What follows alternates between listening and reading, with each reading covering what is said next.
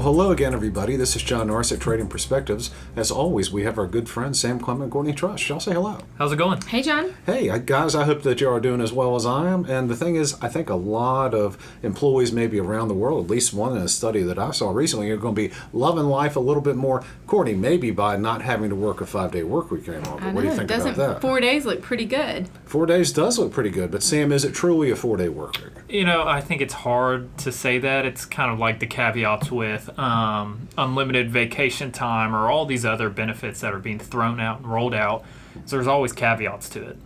So when I hear 4-day work week, or when the average Joe, if you will, hears 4-day work week, what they're hearing is 4 days of 9 to 5. Yep. But that's not really exactly what we're talking about, is it? Well, a lot of it, that's one of the caveats is, okay, maybe we expand working hours for an hour or two every day. And then I think there's also the caveat that what kind of jobs are these that are going to 4 days? Because, you know, retail's not going to be at 4 days. Well, that's not what the study says. Okay, well, we can get to that, but that's an important caveat to it is what businesses. I mean, there's vital services that, you know, aren't going to go say, hey, we're just going to shut down one more day a week. Well, to your point, you're going to need people to pick up those shifts. So if it is hourly workers and you're still going to keep the company open for 7 days a week, well, if somebody's only working 4 days, then someone else has got to pick up the other 3. So who's that going to be? Well, I know. And when you're already talking about having a labor shortage, that might be quite difficult. Well, I think you're absolutely right, because let's take that retail shop. Let's say it's open 10 to 6 every day, rain or shine, 24/7, you know, all that good stuff. Well, I mean, the calendar doesn't change. Yeah. I mean, you can run as many shifts. You still have to have bodies there from 10 to 6. Yeah. I don't care if so-and-so is working 4 days a week or 7 days a week. I still need to have bodies in that location running the cash register or what have you for those 8 hours that we're open. So what is the point in even talking about a four-day work week when what we really have to do is make sure that the location is staffed appropriate during working hours? Well, and even look at, like, we talk about inflation. Okay, well, you're going to have people working less hours but getting paid the same amount as if they were working the full week. So that's going to increase your cost for labor, and eventually that will increase your cost of goods. Well, Sam, I don't understand why any sort of employer would agree to this, particularly now. Well, I think this is just really one example of the trend we're seeing, and we've talked about it before with, you know, we're now at a point where employees kind of have the upper hand versus the employers. And I think we've heard clients talk about that, and it feels like the pendulum really shifted from, you know, the employers really finding the right person to finding any person seems to be the biggest change. And so this just seems to be one example of trying to do whatever it takes to hopefully get employees. Well, it seemed to me the type of jobs where we could really ultimately do this would be those jobs which are more based on output than they are on hours. Right. Yeah. Correct. I mean, it's a retail establishment, it's a restaurant or whatnot. You just simply have to have people there delivering the service, selling the products during office hours. However, it's let's say you, Sam. I mean, let's say you can manage 1,000 portfolios in 4 days time frame. Well, I think that's cool. You know, maybe you don't need to come in the extra day out of the week. The same with you, Courtney, and with me, or what have you. But I think those people are more few and far between than what the people who think this is a great idea really is. And again, I mean, using managing money as an example, I mean, is the stock market then going to close for, you know, 3 days a week instead of 2? I mean, because, you know, if the market's open, then someone in our role's got to be here. So it's kind of like there keeps having to be things that would, you know, do schools change?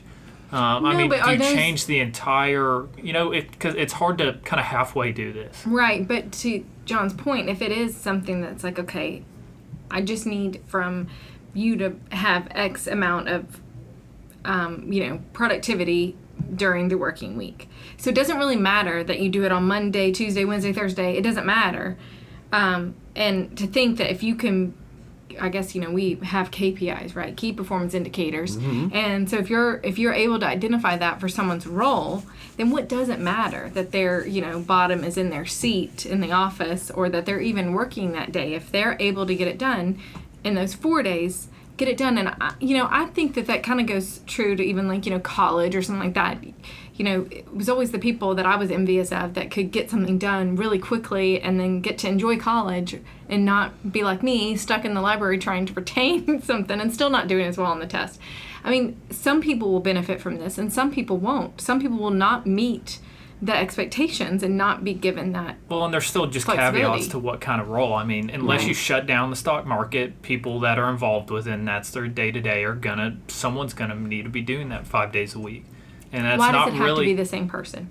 I mean, I guess it doesn't, but then you're creating more issues of needing more people to do the same amount of work, and that's not a great scenario to be in. But I think this is, again, just part of a bigger trend that we're seeing. I mean, whether it's unlimited PTO or 4-day work weeks, I mean, employers really have lost the upper hand with such a strong labor market and people really getting to choose between several jobs. I mean, there's several openings per person that's looking for a job right now. Well, and obviously, I guess this isn't obvious, but the study is in Europe, and obviously, God, I keep saying obvious, sorry, but in Europe they have siestas, they have different breaks throughout siestas, reposos too, I think, in Italy. Well, so they have breaks throughout the day. They have always had, at least in my adult life, had the glass half full when it came to putting their employees beyond the business, whereas Americans are known as a little bit more of the workaholics and you should be thankful that you have a job type mentality. And I'm just curious on y'all's thoughts if y'all think that this would ever transfer over just because of the American culture that we have. Well, I think that's a deeper issue than just 4-day work weeks or the employees or the employers taking care of the employees. I mean, our whole system is set up like this. I mean, retirement is more based on your own and how you save and less of a function of the government supporting you, which is a bigger part in other countries. Being a part of a government system, Social Security, for example, here being a bigger part of your retirement than it is. So it's not as simple of a change, I don't think. And I don't even know if it's a change we want. I'm not sure if it's a change we want either, because those people that are going to be willing to work 4 days a week or what have you are also probably going to be missing out on a lot of potential for advancement. Because if you say you are going to, here's what your KPIs is, Courtney, you've got to meet this number. And if you can meet it in 30 weeks, hit the bricks. You know what? That's great. You can go do that and you can have a nice job as long as you want. However, those people that are going to leapfrog you are those people that hit their KPI and then do more. And so that's what's kind of concerning to me about this. People that jump out, yeah, I'd love to work 4 days a week. Well, there are going to be people out there that are going to say, I'll tell you what, let them work 4 days a week. I'm happy to work 5 days a week because I want to get there, over here. I want to have a house on Chook Hill Road. I want to have the Lake Martin house, Lake Burton, Lake Oconee, or what have you. And those people are going to vault ahead while people are going, wait a second, I'm supposed to only work 4 days a week. Now, years ago, Courtney, I think I was 20. So this has been 5 years? 16, 17 years ago, something along those lines. But in all seriousness, when I was 20, I was in an airport bar, lounge, lay over some flight somewhere. I forget where I was going. But, I was drinking. Fake ID. Like it. But they didn't check me. So, and I thought back then you could drink at 18. Well, this was only 10 years ago. What are you talking about? Okay. What are you talking about? In any event, I was talking to this guy next to me, and we were talking about what are you going to do with your life and all that stuff. He was asking me, not him, not the other way around. And then he gave me a piece of advice. He goes, the U.S. economy was not built on the 40-hour work week. What do you think about that, Sam? It's probably pretty true.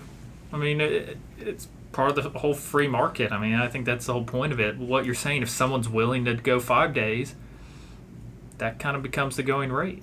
But I think it goes back to what you're saying, is that you would allow, that you could tell somebody, if you value, right, we're all in different stages in life. Sure. And there will be times in which you are trying to elevate your career and move forward, and there are times that you have to look at your life and say, okay, maybe I have to take a step back. Maybe I'm focused on raising children, or maybe I have a parent or a spouse who needs me more right now than I need to prioritize my work. What you're basically saying is life sometimes gets in the way. It does, and as it should. And I think COVID maybe put people's perspectives, gave people a different perspective, whether they would say it was good or bad, that made them prioritize things differently. And so my point in saying that is that if somebody had KPIs or whatever, you said, I need you to complete these tasks in 4 days, and they're good with that, and they're like, okay, good, you're going to pay me this amount, and this is the agreed upon, you've set expectations.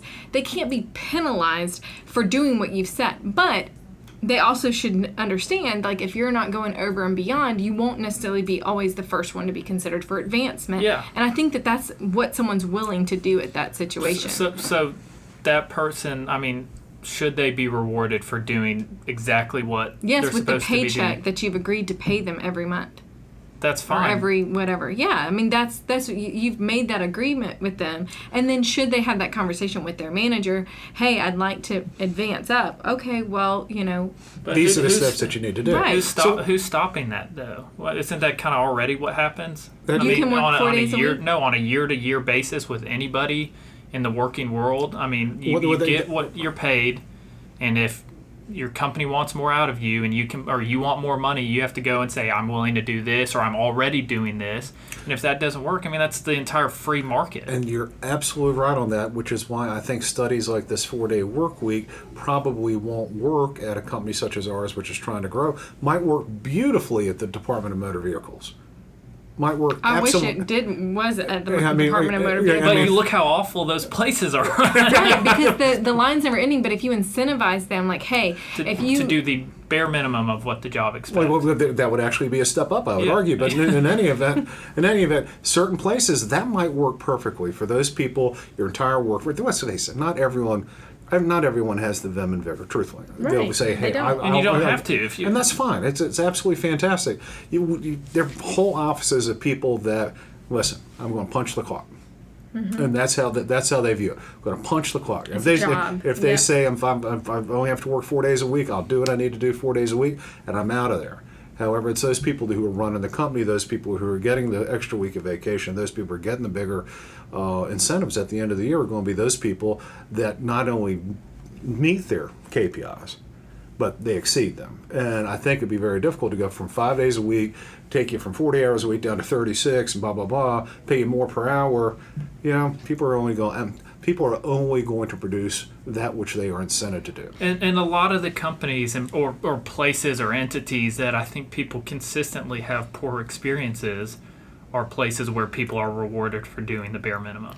But I will say the study is asking people to do. I'm going to just we could drop end the it there. microphone We could right end it there. right there. I mean, my goodness. I think that it's the conversation is twisting to saying, okay, someone's doing the bare minimum.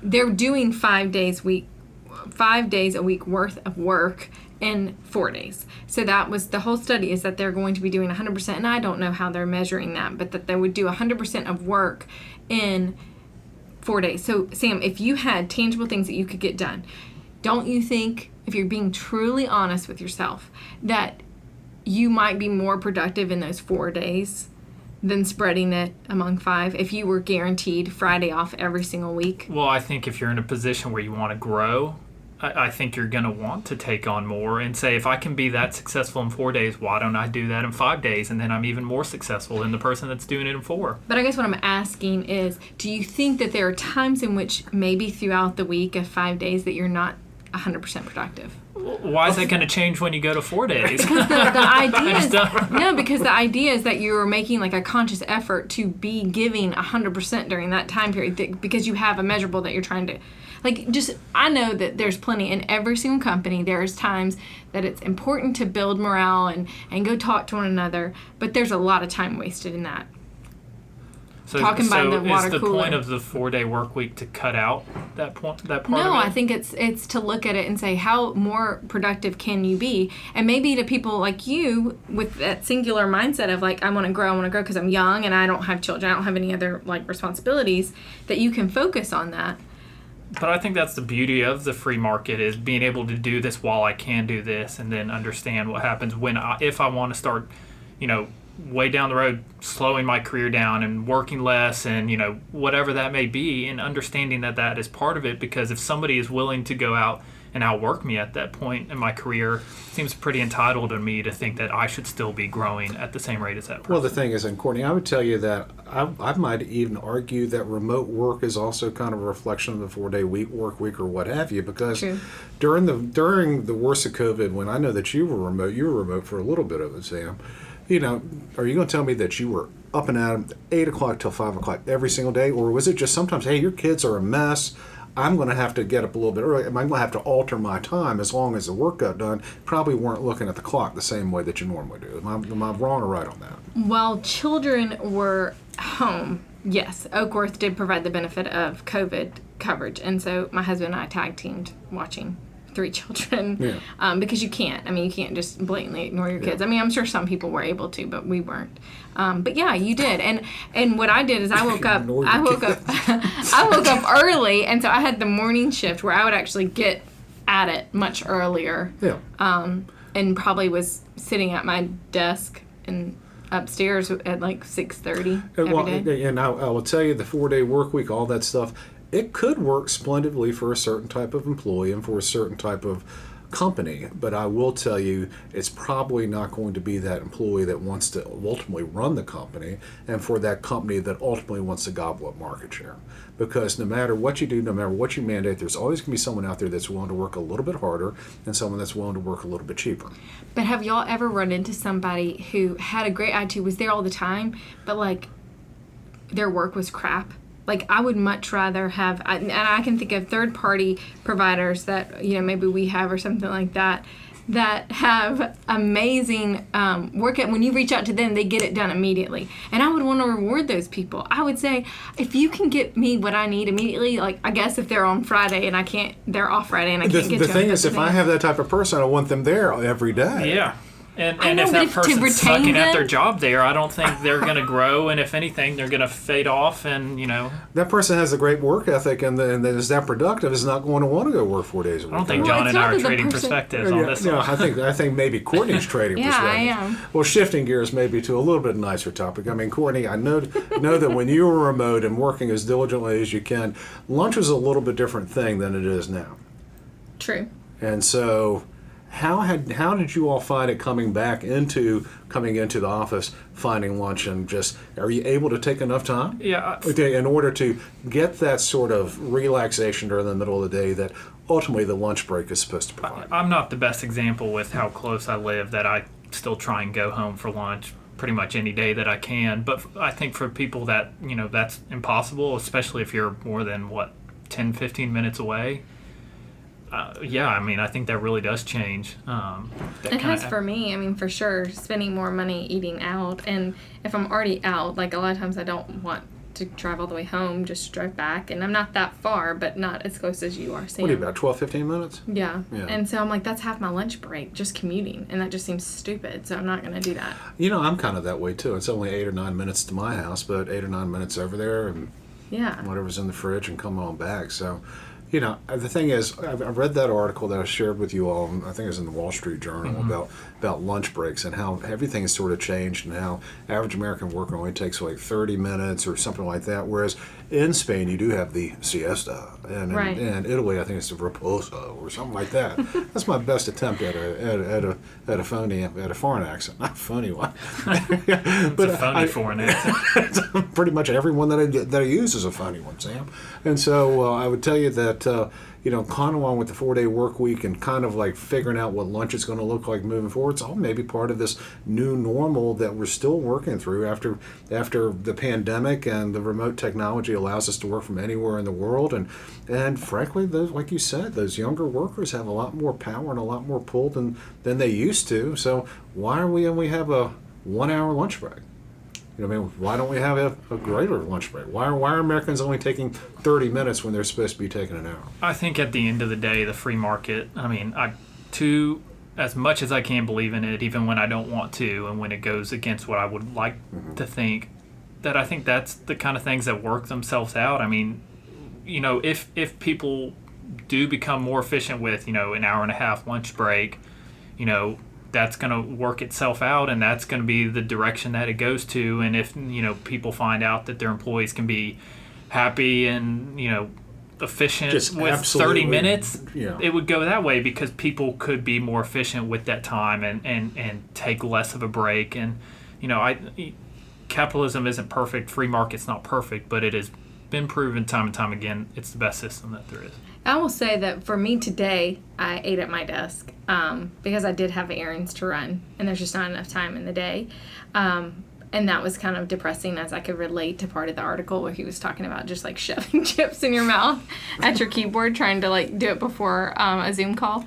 But, I work from home one day a week, and I cherish that day because during my lunch break, if it's not raining, I get up and I go on a 20-minute walk every single day that I'm working from home. And it helps my mental space, and it just makes me feel better about myself too. Is this before or after the mimosas? That Yes, yeah. I try to keep those to like 4:55. I think Courtney doesn't call it a lunch break on days when she's at home. She calls it a brunch break, I think. Brunch break, yes. But no, and I will honestly take probably a shorter break on those days because I'll eat something quick and get back to it. But I enjoy that time. If I'm realistic, I'm not gonna try to remember one more thing: a change of clothes, to come change at work, to go on a walk, and then be sweaty, and then have to put on my work clothes. Like that's just not that's not something I'm willing to do. How about you? I think it's just, again, I think it's ever evolving, and I think it's different for every person and what companies value and what kind of employees that they want. And I think it's, letting the market figure it out and let companies figure it out for themselves. I think these broader 4-day work weeks or 2-hour lunch breaks or whatever have you, I don't think that's the way to go about it. Well, I will tell you, no matter what happens moving forward, something's going to change. Those 4-day work weeks or 2-hour lunch breaks or something like that. The business world is going to change a lot, like it has really over the last several years. When we started Oakworth Capital Bank all the way back in 2008, we all wore suits, ties. Literally, shiny shoes and all that stuff. Sam's wearing shorts and t-shirts. Yeah, It's not shorts, but okay. yeah. A shirt, a polo shirt. I hear my Nike basketball shorts. Courtney, women were wearing hose and closed-toed shoes. Oh, gosh, and sounds all that, miserable. All that stuff. And here we are, far more casual now. The focus is more on being presentable as opposed to making sure you have the right uniform on. And I would imagine lunch will evolve over time, and I imagine 4-day work weeks will evolve over time, where you'll have far more flexible working patterns, more people working remotely than we would have dreamt of 5-10 years ago. But unfortunately, everyone's trying to find the solution right now, saying it's got to be this or it's got to be that, whereas it's probably going to work itself out per each individual company and then also for individual employees at the companies. And I don't think we're going to find one common characteristics. This is exactly what it looks like. Yeah. You think that's fair? As long as the economy remains strong and the labor market does. That seems to be what pushes it. I think so. Courtney, what do you think? I think culture is shifting, and hopefully it'll get more where, there's a better balance between owning a business and running a business and the employees that you employ. Oh, there you go. Well, guys, we always love to hear from you. Also, if you have any comments or questions, please, by all means, let us know. You can always drop us a line at tradingperspectives@oakworth.com, where you can leave us a review on the podcast outlet of your choice. As always, if you're interested in reading more, hearing more of what we have to say or how we think, you can always go to oakworth.com and take a look underneath the Thought Leadership tab for all kinds of exciting information. Sam and Courtney, I'll give you another chance to have last word on this topic. That's it. That's all she wrote. That's all I've got today, too. Y'all take care.